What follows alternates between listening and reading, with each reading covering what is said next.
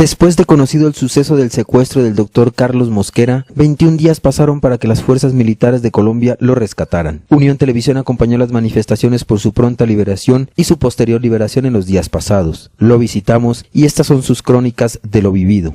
Realmente son momentos difíciles, tener que pasar por circunstancias como estas para darse cuenta uno de que el sentimiento de la liberación es como volver a nacer, volver a surgir como el ave fénix, porque estar en una situación tan infrahumana, humillante, degradante, tortura psicológica es difícil, y la situación de la libertad es una sensación de volver a nacer, volver a vivir como una segunda oportunidad que el Señor nos da para cambiar y corregir muchas cosas que de pronto uno no reconocía en el pasado, pero que con esto lo lleva a uno a recapacitar sobre lo que ha sido su vida, qué errores realmente ha cometido y qué realmente puede llegar a cambiar y cómo puede llegar a mejorar la situación de vida de uno y de su grupo familiar. Bueno, doctor, ¿cómo se dieron las cosas para que la gente tenga como esa claridad y no se especule tanto sobre esto, ¿no? Sí, realmente es difícil recordar, ya uno quisiera como pasar la página y no volver a pensar en esa situación, ¿no? Pero como les digo, es algo que les puede pasar a cualquiera de los venteños. Uno piensa que solamente le pasa a la gente rica, a los ganaderos, a los gentes que tienen mucho dinero, y piensa que jamás le puede llegar a pasar a uno, pero por una desinformación que hay, simplemente me sucedió a mí. Y básicamente se dio el día 1 de junio, salía a litigar como siempre lo hago, y me estaban esperando simplemente a la salida, y lo que hicieron fue preguntarme por algunos bienes que ellos se administran a través de la inmobiliaria, y querían ver algún inmueble para la venta o el arrendamiento. Entonces, con ese pretexto me subieron a un vehículo y posteriormente pues ya internamente la situación cambió y se produjo la situación del secuestro. Bueno, doctor, en ese momento usted, ¿qué pensó, qué iba pensando en el trayecto hasta donde lo llevaban? Difícil, porque la salida de aquí de la Unión fue muy fácil, digámoslo así, todo se dio como para que estas personas tuvieran como vía libre para acceder a entrar al pueblo, a hacer sus fechorías y salir común y corriente sin que nadie se diera cuenta, ¿no? Yo pensaba simplemente en que era como un mal sueño, como una pesadilla, pero cuando ya el tiempo va pasando, lo primero que hice fue pedirle a mi Dios de que resguardara mi salud, que no me fuera a pasar absolutamente nada, que no me fueran a hacer daño, y empecé a pensar en mi familia, qué estarán haciendo, qué estarán pensando, qué va a pasar de aquí en adelante. En medio de esta difícil realidad, la incertidumbre fue lo más duro de sobrellevar. Es difícil porque normalmente en una situación como estas uno no puede estar tranquilo sino en pensar en qué me va a pasar, ¿sí? Más cuando está en un lugar desconocido, en situaciones complicadas de encadenamiento. Uno piensa, me puedo llegar a morir, mañana voy a amanecer vivo, mañana voy a ser muerto. Entonces es como la incertidumbre de qué va a pasar mañana, qué va a pasar el día siguiente, qué va a pasar de ahí en adelante. Pero no, armarse más que todo de valor, me armaba mucho valor, le pedía mucho a mi Dios serenidad, paciencia, sabiduría para actuar, para pensar, y Él me la concedió, y gracias a Dios pues aquí estoy. Bueno, ya que pasaron los días, iban pasando y transcurrían, ¿cómo eran sus noches? Complicadas, porque estaba en un lugar donde yo no veía la luz del sol las 24 horas del día. Sabía que era de día porque había una ranura sobre una ventana que entraba un rayito de luz, claridad, simplemente saber si era de día o si era de noche, pero con el tiempo la mente empieza a trabajar las cosas buenas y cosas malas del pasado, y empieza uno como a perder la noción del tiempo. Ya al último yo no sabía si era lunes, si era domingo, si era viernes, no sabía la hora exacta. Entonces uno empieza como a trastornarse, y pienso que en esos momentos lo que le da a uno valor para afrontar esos momentos de crisis es la oración y el acercamiento al Señor. Las noches, como te digo, pues todo era siempre oscuridad a las 24 horas del día, entonces dormía mucho, oraba mucho, lloraba también. Obviamente los sentimientos de impotencia afectan la parte emocional de una persona común y corriente, y lo digo sin temor a que digan que uno es llorón, pero los hombres también lloramos, tenemos sentimientos, o cualquier persona en una situación de inferioridad como la que uno se siente, en una situación así,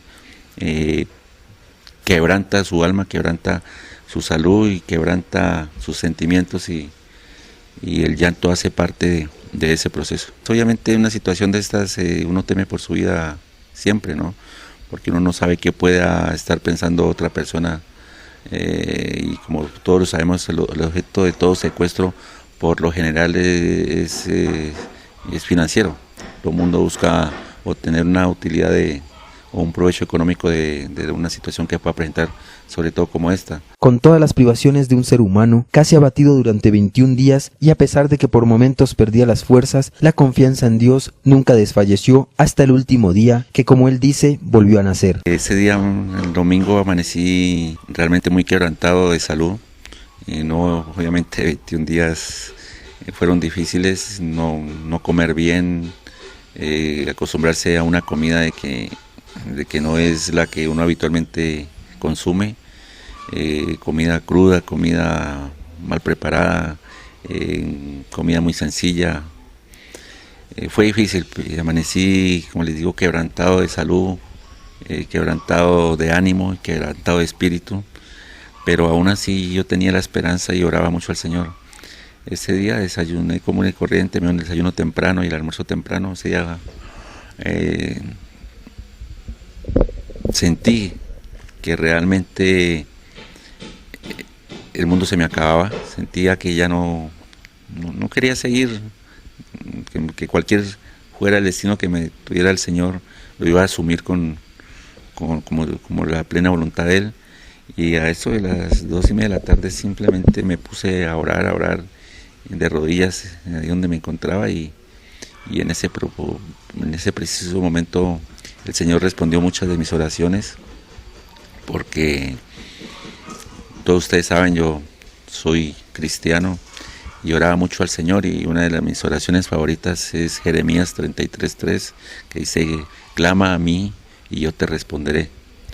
Y lo que hacía era todos los días, a cada instante, clamar siempre al Señor por mi libertad, y que me diera la oportunidad de volver a nacer para Él, y poder resarcir muchos errores que en mi vida, que de pronto no reconocí, pero que los vine a quebrantar y a reconocer mi alma en esos momentos.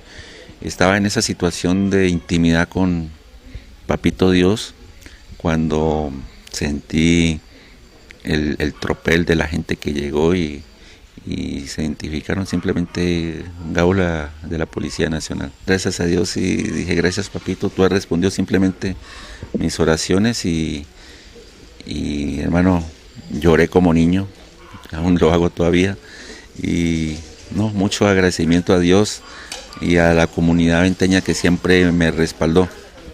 Una de las cosas del secuestro es los días después, el después, ¿no? O sea, ¿cómo le cambió a ustedes toda esta experiencia que vivió de ahora en adelante? Cambia la vida, ¿no? Porque realmente uno siente desconfianza para todo. Ya estoy aquí ya 2 días y medio por fuera, vuelto a nacer, pero siento que desconfianza en salir, siento temor, no quiero hablar con nadie. Yo pienso que hace parte del proceso de madurez, ¿no? De madurez de estas experiencias, que no son fáciles, obviamente, pero sé que es un proceso que hay que vivirlo, es como un duelo, y el duelo incluye muchas cosas: tratar de olvidar el tema, tratar de no volver a hablar de este tema. Por lazos de amistad con ustedes conseguí esta entrevista, pero creo que es la última que hago, porque pues obviamente han habido entrevistas, ustedes lo vieron, de RCN, Caracol.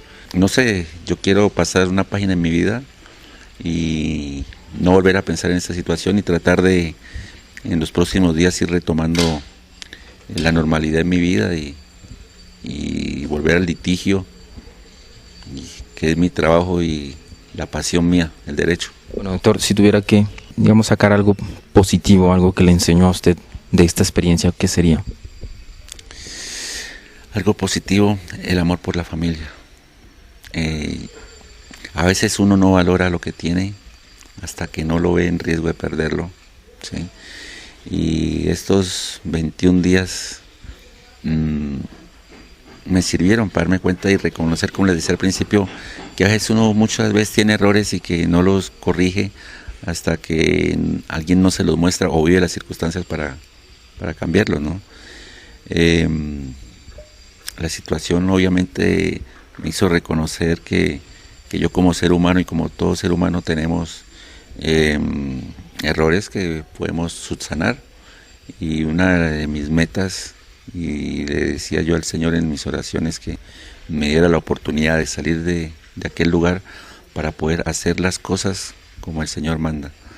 Yo pienso que el principio de la sabiduría es el temor a Dios y a su ira, y eso ya lo tengo más que claro, y como dice un texto bíblico, ya no vivo yo, mas Cristo vive en mí, y aquí en adelante mi vida 100% entregada al Señor.